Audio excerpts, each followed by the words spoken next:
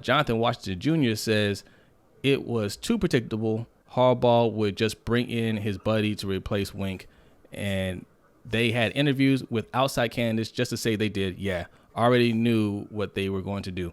Listen, not only that, Anthony Weaver, in-house candidate, that if you're gonna hire in-house, it should have been him.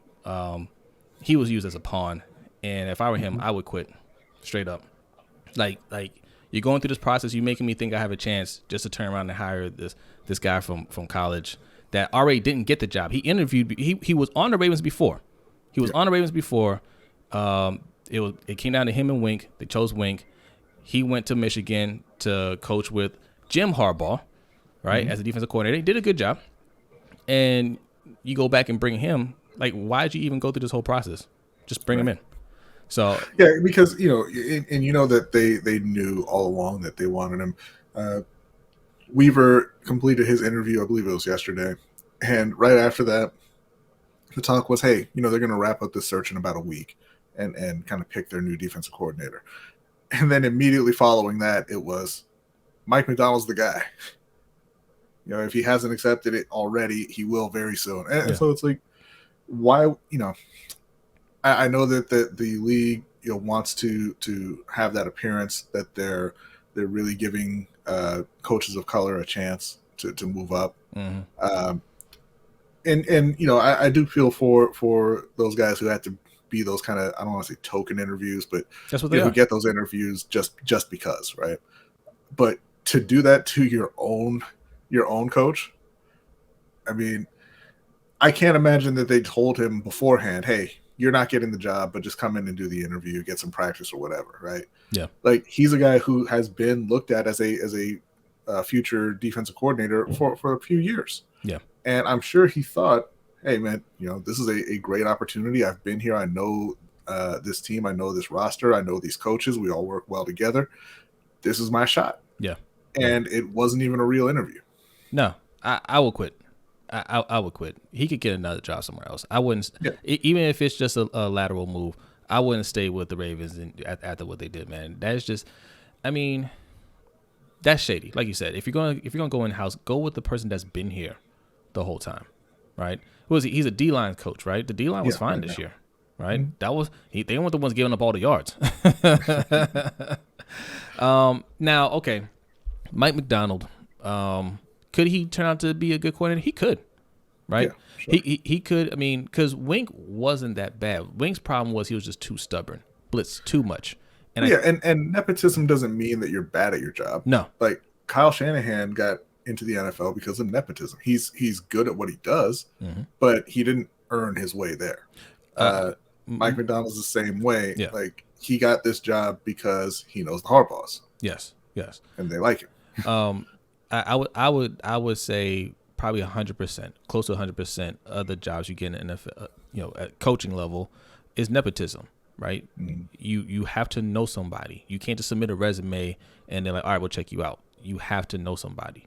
Yeah. So, but I mean, just the way this is all playing out, it doesn't sit well. It shouldn't sit well with you, right?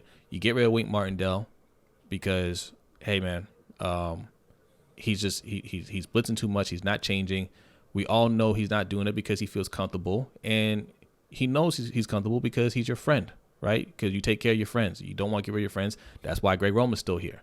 But then, shocker, you get rid of Wink. Now we're all thinking, well, maybe Roman's out too, right? But then, Harbaugh got the extension. It's all good. And as soon as that news comes that he gets his extension, it's looking like Greg Roman's staying. Harbaugh, they went from interviewing all these coaches to, Harbaugh's going to hire, he's going to hire his friend that was on his brother's staff in Michigan. He's going to come back to NFL and come back on the team and take over Wink's job. Nothing changes. Yeah. Nothing changes.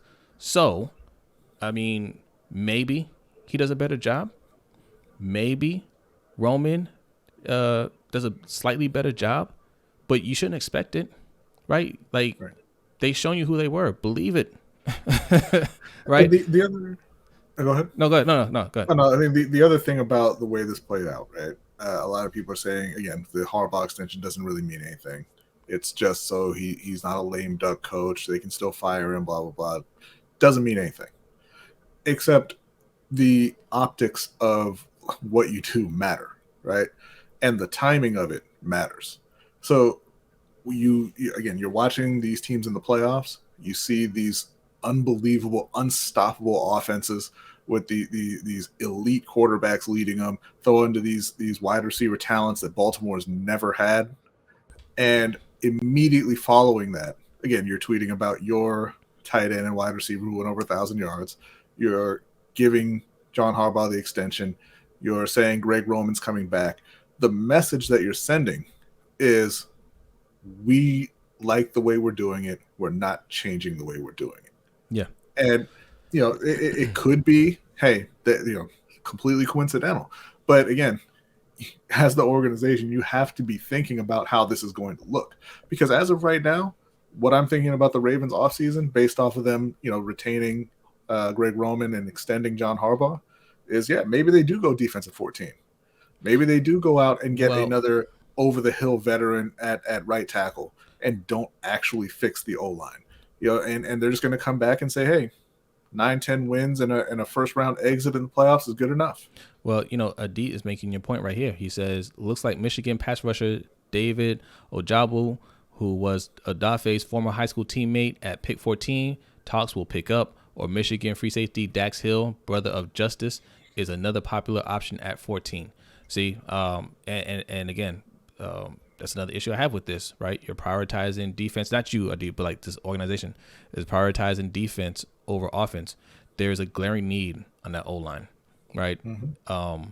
And unless they put in the work to, make trades and get people in free agency to really show up the O-line before they even get to the draft, even then I'll still say draft a wide receiver, right? That's just where I'm at with it. But to say, okay, we just want to make defense a priority, again, tells me you don't have any faith in Lamar, right? And you don't really care. Like, you should know. These aren't dumb people. They should know defense isn't going to running a hard running game and a defensive game is not going to get you a Super Bowl win, right? It's just not. They know that, and if they're still focusing on that, if that's still the priority, if that's still their philosophy, then again, they're okay with being second tier. They're like, we're good with that as long as the bottom doesn't fall out. We're okay with just being just solid, and maybe 1 year we get lucky. And I ain't with that. Andrew Sakira says the Ravens in all aspects of the organization, team, etc., are as transparent and predictable as ever. It is getting to be stale and boring as hell. I guess apathy and mediocrity are in style. It seems that way, man. Again, man, like it seems like we're all doom and gloom on here, but we are not going to sugarcoat anything, man. Like, we're not going to tell you bad news is good news. There's plenty of accounts out there. There are plenty of other places you can go and get that talk. You're not going to get that here. And if you feel good about this, man, I don't know what to tell you. Shout out to Ferris, man. Ferris says, do Staley with the Eagles when they hired Doug Peterson. Yeah. He says, I feel sorry for Deuce. Yeah. Mm-hmm. Yeah, absolutely. But look, if it's that scenario, Doug Peterson won a Super Bowl, to be fair, G-Star 007 says the definition of insanity. Yep, doing the same thing. Nitro says, exactly, using people to cover up nepotism, the Ravens way. Yes. He said, please, LBH team, flame them. Man, I had so many other thoughts about this because, like, there are a lot of people out there that they're happy about this. They're overjoyed that Harbaugh's coming back, that G-Ro's coming back. We debated a few people out there, about Greg Roman, what he offers here. Even Harbaugh.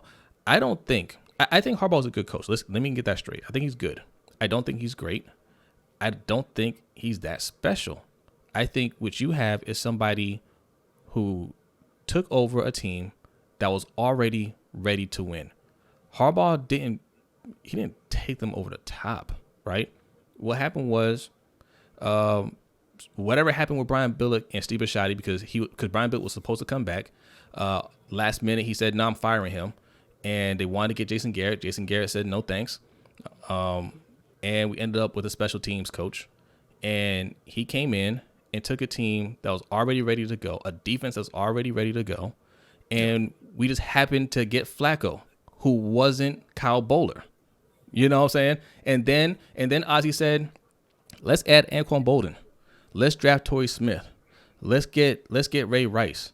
Let's get Matt Burke, show up this O-line. Let's get the left tackle, I forget his name. Bryant McKinney. Bryant McKinney. Like let's shore all this up right now and make a run. Because Ray Lewis don't have much time left, Ed Reed don't have much time left. You know, like we're trying to win now. But Harbaugh didn't build any of that. All he had to do was not mess it up. Right? Yeah, it's like the Miami Hurricanes with Larry Coker, right? Yeah. Butch Davis built that team, and then Butch Davis said, "Man, maybe we're not going to get over the hill or get over the hump. Let me grab this NFL money." Larry Coker steps in, and they literally told him, "Yo, go sit in your office. We got this." And they went undefeated, and they're the greatest team in the history of college football. And I'm not saying he's Larry Coker, right? I'm not saying it was that bad, but. Yeah. To make it seem like he turned his team around, he didn't turn anything around. We were already Super Bowl champions. We were already competitive. We just needed, a different coach that could look at things differently, and a quarterback that wouldn't give the other team points, like Ray Lewis once told Kyle Bowler. Just don't give them points, right? And he did that, and we did a lot of winning early on. We got to the Super Bowl, and when those guys retired, it was a struggle. It was a struggle. We didn't do nearly as much winning after that. And again, I see Sarah Ellison. I'm not taking, shout out to Sarah Ellison. Hold on. Let me read this comment real quick from Anonymous. It says, would Mr. Jackson win a ring with Bills or Bengals? Absolutely. Yeah, I think the Bengals, eventually, their O-line is awful. Their defense isn't great. But yes, he would win in Cincinnati. He would have already won in Buffalo. Yeah. But Sarah Ellison, kind of blamed the struggles on Cap a little bit, saying, hey, we paid Flacco a lot of money, and look, that's not her original take. Like everybody says that, after we won a Super Bowl, we paid Flacco all this money, and that's why we couldn't sign anybody. That is nonsense.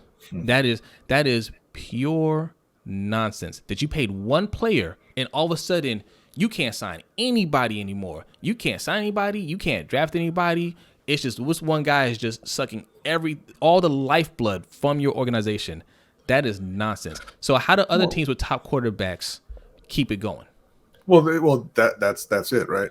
Top quarterbacks. They paid a guy who wasn't a top quarterback, and that's fine. He's a good quarterback. He's a playoff quarterback, right? But what you don't have in Baltimore is a coach who would elevate that type of a player. Yeah. You have a guy in John Harbaugh who gets the team up for the big games and lets them play down to the level of competition every other week. You don't ever really see players in Baltimore exceeding their ability, right? Right. That's a thing that you used to see in Baltimore. Particularly on the defensive side. Guys would look great in Baltimore and they would leave and then be like, hey, what happened to this guy? And it's going in reverse now, right? We saw Zadarius Smith, who hadn't played since, I think, week 1, came in there and got a sack on like the second or third play of the game against San Francisco. And he's getting ready to hit free agency, by the way. But I think that you have a coaching staff who is just kind of, they're guiding the team along. They're not really, elevating the team. They're not making the best use of the talent on the team. John Harbaugh has just well documented issues with younger players and putting them in the doghouse whenever they make a mistake. Yeah. That happened to Zadarius Smith. And just not making the best use. I know that nobody's going to argue with me on that because everybody loves James Prochet and thinks he's a great receiver. Well, he don't get on the field. He don't get the targets, right? Right. Whose fault is that? Right. That's your coach. He looks at James Prochet and he says, "Hey, not much there," right? Yeah. They did that with Tyson Williams this year. He had a great first game, and then they said, "But you fumbled, so sit on that bench over there for the entire rest of the season," right? And it's like you said earlier, you have a good coach in Harbaugh, but not a special coach. Yeah. Right? And if you don't have the talent, he's just not going to get it done. They have to have an overwhelming amount of talent in Baltimore, and they just don't. And that was the main point I was trying to make with that is, people say, oh, well, we could have ended up with Jason Garrett. What if we end up with Jason Garrett? Then Jason Garrett would be talked about the same way Harbaugh's talked about now. That's what would have happened. If we would have gotten Jason Garrett instead of John Harbaugh, Jason Garrett would be a Super Bowl champion, and we'd be saying, man, what are we going to do if we let go of Jason Garrett? Yeah, that's what would have happened up with Harbaugh. Yeah. They won the Super Bowl in 2012, and they've won 2 playoff games since then. Stop trying to convince me how great of a coach he is right now. Right. Like, yeah, he won a long time ago, and that's great, but it was a long time ago. Yeah, the game passes coaches by. That's a thing that happens, right? Before Lamar Jackson, they missed the playoffs 4 out of 5 years. They were on their way to missing the playoffs again in Lamar's rookie year when when his self-preservation kicked in. He said, "Man, we better play this rookie." Yeah, and Lamar's been winning ever since. Why are we giving Harbaugh credit for that? Yeah, Harbaugh was a loser for those years leading up to Lamar Jackson. And then Lamar gets on the field, and they're one of the winningest teams in the league. Whose fault is that? And we still have to wait and see the details of everything, right? We have to see the details because if he's just getting like a 2-year extension, then we know what it is, right? Like he's still on the hot seat, and all these guys could be out. It could be one of those things where they say, "Look, man, we're essentially giving you 1 more year, but on paper, we don't want you to be a lame duck."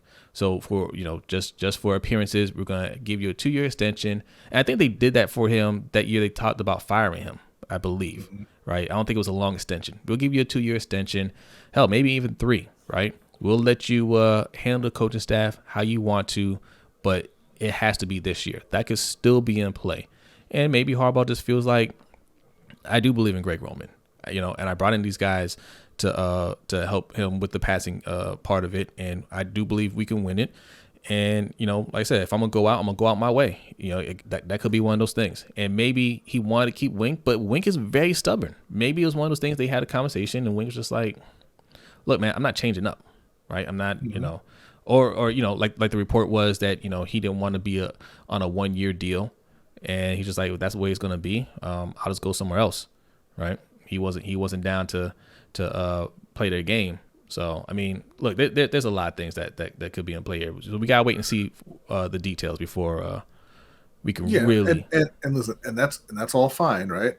But God forbid that you giving Harbaugh a meaningless extension ends up with you drafting an edge rusher or a safety or Sauce Gardner, and Drake London ends up in Pittsburgh, or Jameson Williams ends up with the Chargers, or Cleveland, or Cleveland. Well, yeah, but I mean, or one of those O linemen ends up in Cincinnati, and you've got to be going against those guys year in and year out. Look, let me tell you something, man. It would be tragic. It would be tragic if the Cleveland Browns just said, "Hey, you know what? Let's give Baker a couple more weapons, right? We're iffy on him. We're going to let this year play out, but we're going to give him a couple more weapons. Okay, Odell didn't work out. We'll give him somebody else, right? We'll give him a little bit more help on the O-line. We're going to give him some more. We're going to give him more." And Baker Mayfield goes out there and outperforms Lamar Jackson just purely because they gave him more to work with. That would be tragic.